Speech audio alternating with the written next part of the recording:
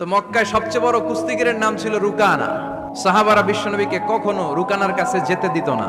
সাহাবারা ভাবতো বিশ্বনবী যদি রুকানার দরবারে যায় আর রুকানা যদি বক্সিং মেরে বসে তাহলে বিশ্বনবীর মানিজ্যত নিয়ে টানাটানি।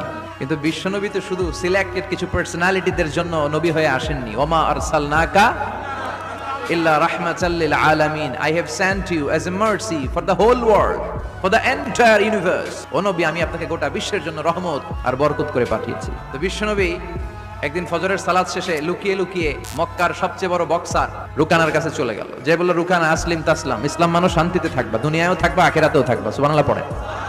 রুকানা বলে, না আব্দুল্লাহর বেটা মোহাম্মদ, আমি তো কালিমা পড়বো না, যদি বক্সিং খেলে আমারে হারাই দিতে পারো তাইলে কালিমা পড়ব। বিশ্বনবী বললেন, আমি তো বক্সিং খেলি না রে বাপ। রুকানা বলল, তাহলে আমিও কালিমা পড়ি না। বিশ্বনবী রাজি হলেন। অবশেষে ভাবলেন, আমি বক্সিং খেললে একজন যদি জাহান্নাম থেকে জান্নাতি হয়, বক্সিং খেলে সমস্যা কই? কি রহমতের নবী, কি অ্যাটিটিউড, কি পজিটিভনেস, কি